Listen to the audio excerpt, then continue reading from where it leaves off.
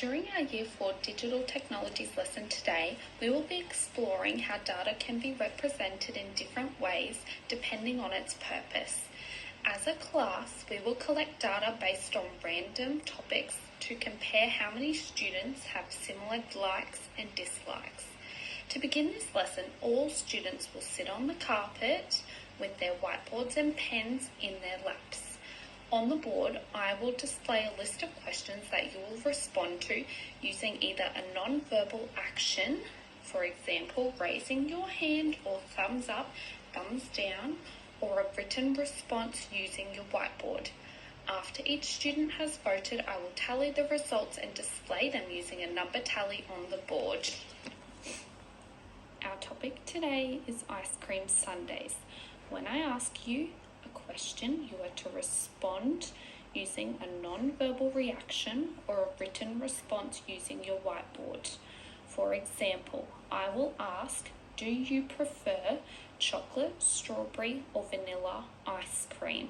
I will first ask students chocolate, and you will raise your hand if you like chocolate more.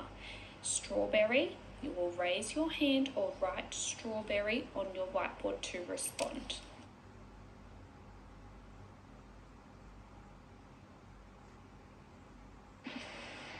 As a teacher, it is important to recognise that not all students are capable of completing a task the same way as their peers.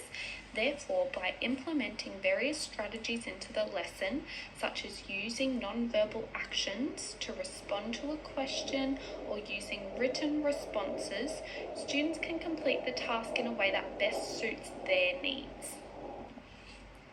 As a class, we have just collected data based on our ice cream sundae preferences. When looking at the results on the board, what do you notice? Are more answers similar than others? Do more students like strawberry ice cream than they do vanilla ice cream? What can you tell me about this data? Miss, the results showed that more people like chocolate ice cream rather than strawberry or vanilla. Most people in the class had the same answer for this question. While it is important to allow any student to contribute to a class discussion, as the teacher we must encourage all students to become more involved. For example, when asking a shy student to share their thoughts on an activity or question, you can give them the option to phone a friend or talk with their elbow partner to come up with a response. By implementing this strategy into a lesson, the student is able to participate in something they could be passionate about without feeling targeted. For the remainder of the lesson, you will work in small groups of 5 to design and create a project that represents the data we have collected. Using a variety of digital platforms on your iPads or computers, you will explore how data can be represented using online resources and the many ways that it can be displayed. To complete this task, you are able to use any online resource or digital platform such as PowerPoint, Prezi, a video editor.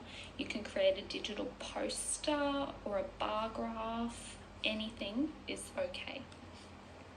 To eliminate any confrontation that might occur when selecting groups, I will place each student in a group to ensure that everyone is surrounded by peers that they work well with, and so everyone can adapt their learning needs to this task. As everyone works through the task, I will peruse the room in your group to ensure you're on track. If any assistance is needed, please raise your hand and I will explain the task further. Towards the end of the lesson, we will complete a reflection based on what we've learned throughout this lesson. We will go to each group's design and provide one piece of positive feedback on what they've done well when displaying their ice cream sundae data. We can reflect on their work using questions like, does their poster help us visualize the ice cream data? Are we able to see that this group of students preferred strawberry over vanilla? Has all the data on the board been included in the poster? And most importantly, has this group used digital technology to create their design.